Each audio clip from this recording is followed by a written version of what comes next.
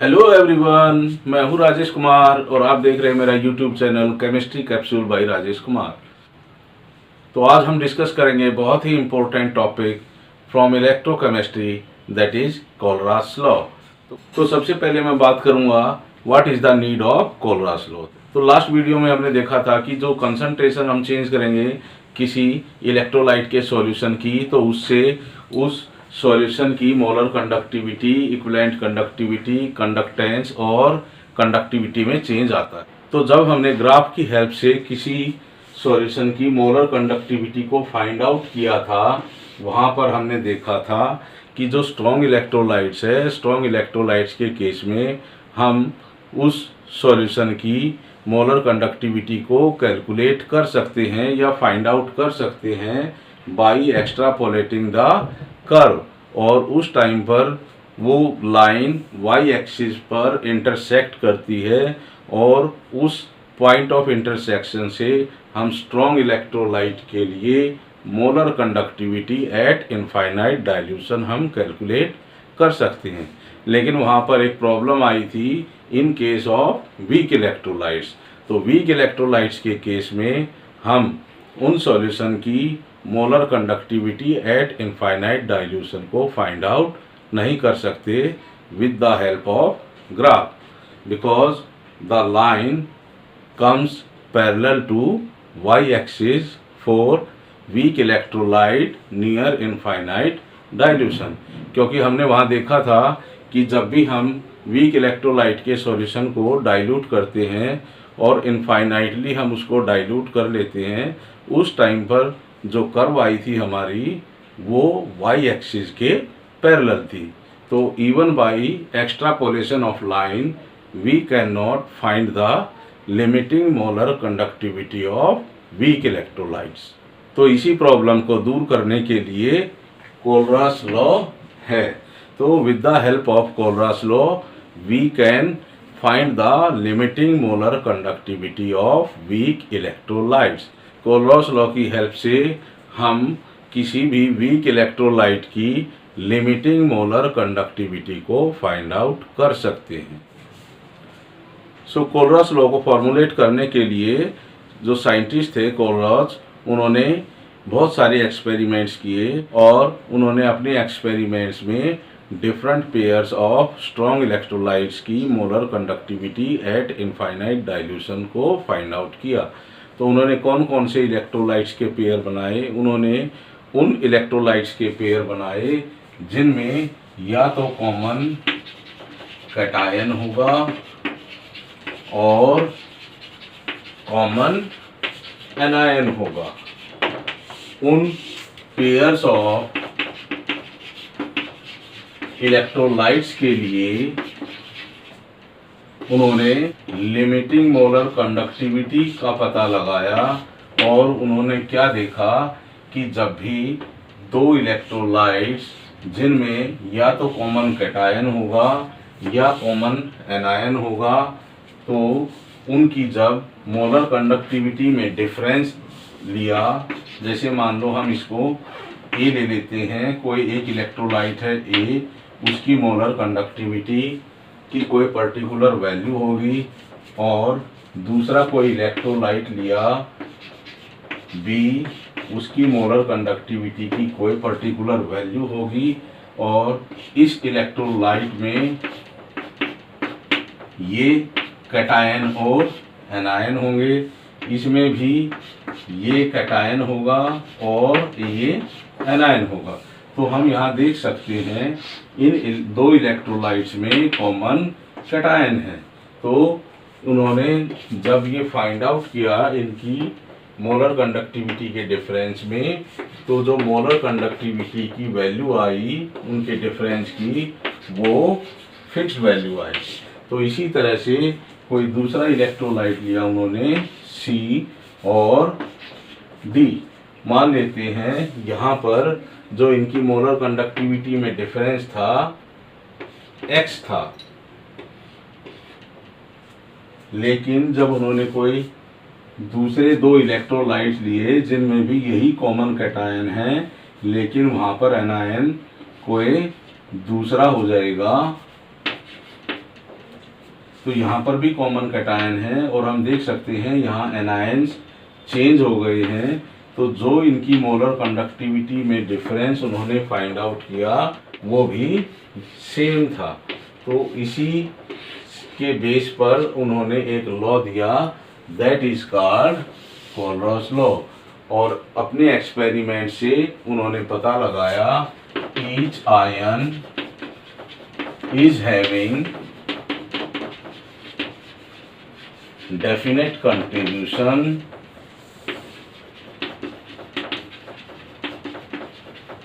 towards total molar conductivity at infinite dilution, which is not affected by presence of any other ions in solution। तो जो solution में हर ion की अपनी एक particular contribution होगी towards total molar conductivity of solution of that electrolyte at infinite dilution। और इन ions के साथ जो भी दूसरे आयंस प्रेजेंट होंगे वो इस पर्टिकुलर आयन की लिमिटिंग मोलर कंडक्टिविटी पर कोई भी इफेक्ट नहीं शो करेंगे। तो इसी बेस पर उन्होंने कोलरॉस लॉ दिया था। अब हम कोलरॉस लॉ की डेफिनेशन को डिस्कस करेंगे। So what is the definition of Kohlrausch law? According to it the molar conductivity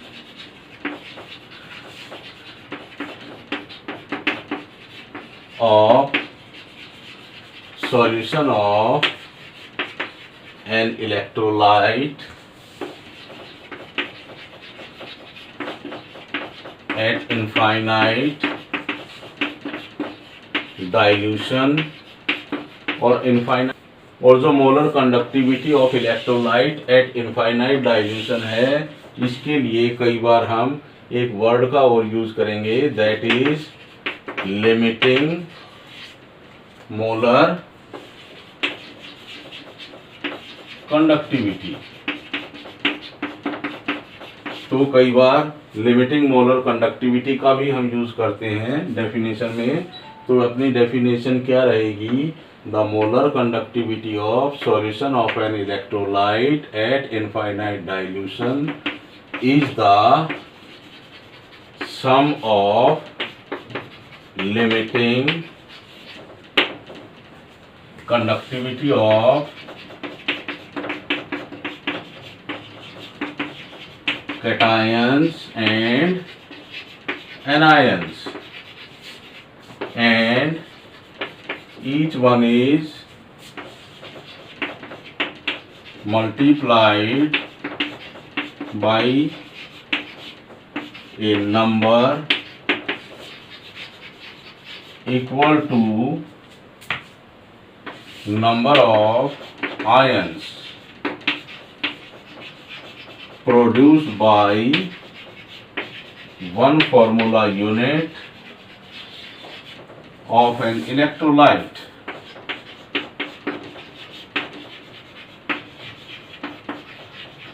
तो क्या मीनिंग रहेगा इस डेफिनेशन का?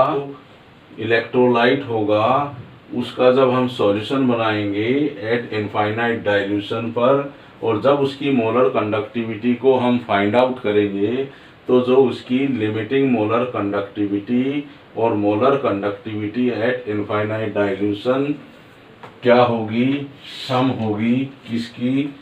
की जो कंडक्टिविटी रहेगी limiting conductivity of cation and anion. तो उसमें हम क्या करेंगे, जो लिमिटिंग कंडक्टिविटी होगी उस इलेक्ट्रोलाइट के कैटायन की और लिमिटिंग कंडक्टिविटी होगी उसके एनायन की, उनको हम ऐड कर देंगे और लिमिटिंग कंडक्टिविटी ऑफ कैटायन और एनायन को हम मल्टीप्लाई कर देंगे किसी पर्टिकुलर नंबर से, और वो नंबर क्या होगा कि उस इलेक्ट्रोलाइट के एक फॉर्मूला यूनिट से हमें कितने कैटायन मिलेंगे उसको हम मल्टीप्लाई कर देंगे लिमिटिंग कंडक्टिविटी ऑफ कैटायन से, और उसके एक फॉर्मूला यूनिट से कितने एनायन हमें मिलेंगे उसको मल्टीप्लाई कर देंगे हम लिमिटिंग कंडक्टिविटी ऑफ एनायन से। और जब हम इनको ऐड कर देते हैं, ऐड करने से हमें उस इलेक्ट्रोलाइट के सॉल्यूशन की जिसकी इनफाइनाइट डाइल्यूशन है मोलर कंडक्टिविटी फाइंड आउट कर लेते हैं। तो इसको हम एक एग्जांपल की हेल्प से और ज़्यादा क्लियर हो जाएगा, उस एग्जांपल को हम डिस्कस करते हैं। मान लीजिए कोई हमारा इलेक्ट्रोलाइट है AB, और जब हम उसका सॉल्यूशन बनाएंगे तो उसका डिसोसिएशन हो जाएगा जब हम उसको वाटर में ऐड करेंगे। तो इससे हमें एक कैटायन मिलता है और एक एनायन मिलता है। तो इस सॉल्यूशन की जो मोलर कंडक्टिविटी होगी इनफाइनाइट डाइल्यूशन पे, तो वो क्या होगी, वो सम होगी किसकी, limiting conductivity of cation and limiting conductivity of anion. तो ये जो है term it is called limiting conductivity of cation, and this term is called limiting conductivity of anion। Anion कौन सा है हमारे पास, B नेगेटिव, और कैटायन कौन सा है, A positive, and it is the limiting molar conductivity of an electrolyte AB। और इस टर्म को हम और क्या बोल सकते हैं, molar conductivity of electrolyte AB eight infinite dilution. तो इनफाइनाइट डाइल्यूशन क्या होता है इस सॉल्यूशन का, कि हमारे पास मान लो 100 ml सॉल्यूशन है किसी इलेक्ट्रोलाइट AB का, उस सॉल्यूशन के वॉल्यूम को अगर हम 100 लीटर कर देंगे तो उस टाइम पर हम क्या कहेंगे, that solution is infinitely diluted, because हमने उस सॉल्यूशन में बहुत ज़्यादा अमाउंट सॉल्वेंट की ऐड कर दी है। तो बहुत ज़्यादा अमाउंट सॉल्वेंट की ऐड करने से क्या होता है कि जो इंटरमोलिकुलर फोर्सेज हैं या forces of attraction between cations and anions हैं, that is decrease, and in that case there is no forces of attraction between cations and anions, because जो कैटायंस और एनायंस हैं जब हम उस सॉल्यूशन का इनफाइनाइट डाइल्यूशन कर देते हैं, वो कैटायंस और एनायंस एक दूसरे से बहुत ज़्यादा दूर चले जाते हैं, जिसके कारण उनके बीच में फोर्सेस ऑफ अट्रैक्शन है that is negligible. So this condition of that solution of electrolyte is called infinitely diluted solution. अब हम एग्जांपल लेंगे, कोई दूसरा इलेक्ट्रोलाइट है EXBY, और जब हम इसको वाटर में डिसॉल्व करते हैं तो हमें किस तरह से डिसोसिएशन मिलेगा इसका, X of AY positive cations and Y of BX negative anions. तो एनायंस कौन से मिलेंगे हमें, ये मिलेंगे, और कितने मिलेंगे हमें, Y एनायंस मिलते हैं। और कैटायंस कौन सा होगा अपना, कैटायन AY पॉजिटिव होगा, और X क्या है, number of cations, Y is the number of anions. तो ये एक फॉर्मूला यूनिट है किसी इलेक्ट्रोलाइट की, और जब हम उसको वाटर में डिजोल्व करते हैं तो एक formula unit of this electrolyte we get x a y positive ion and y b x negative ions. तो इससे हमें इतने कैटायंस और इतने एनायंस मिलते हैं। तो इसके लिए हम लिमिटिंग मोलर कंडक्टिविटी हम फाइंड आउट करेंगे for electrolyte a x b y and according to Kohlrausch law it is the sum of limiting conductivity of cation and limiting conductivity of anion, and each one is multiplied by a number which is equal to number of cations produced by one formula unit of electrolyte. तो एक formula unit से हमें कितने cation मिलते हैं उस number से हम इस लिमिटिंग कंडक्टिविटी ऑफ कैटायन को मल्टीप्लाई कर देंगे, और जो लिमिटिंग कंडक्टिविटी ऑफ एनायन है उसको हम मल्टीप्लाई कर देंगे y से, क्योंकि हमें एक formula unit of this electrolyte से y एनायन मिलते हैं। तो जब हम इनकी वैल्यूज इस इक्वेशन में पुट कर देंगे तो हमें जो इलेक्ट्रोलाइट है ए एक्स बी वाई उसकी लिमिटिंग मोलर कंडक्टिविटी हम कैलकुलेट कर सकते हैं। तो कोई भी इलेक्ट्रोलाइट हो, चाहे ए बी टाइप का हो, ए एक्स बी टाइप का हो, ए एक्स बी वाई टाइप का हो, हर तरह के इलेक्ट्रोलाइट की हम limiting molar conductivity find out कर लेंगे बाई कोलरॉस लॉ। तो जो ये इलेक्ट्रोलाइट्स हैं जिनके लिए हम कोलरॉस लॉ यूज करेंगे to find out their limiting molar conductivity, all these electrolytes are strong electrolytes हैं। तो ये स्ट्रॉन्ग इलेक्ट्रोलाइट्स, लेकिन स्ट्रॉन्ग इलेक्ट्रोलाइट्स की लिमिटिंग मोलर कंडक्टिविटी की हेल्प से हम वीक इलेक्ट्रोलाइट्स की limiting molar conductivity find out करेंगे इनडायरेक्टली। इसको हम पढ़ेंगे एप्लीकेशंस ऑफ कोलरॉस लॉ, कि किस तरह से हम कोलरॉस लॉ की हेल्प से किसी भी वीक इलेक्ट्रोलाइट की लिमिटिंग मोलर कंडक्टिविटी को फाइंड आउट करेंगे by the use of limiting molar conductivity of strong electrolytes.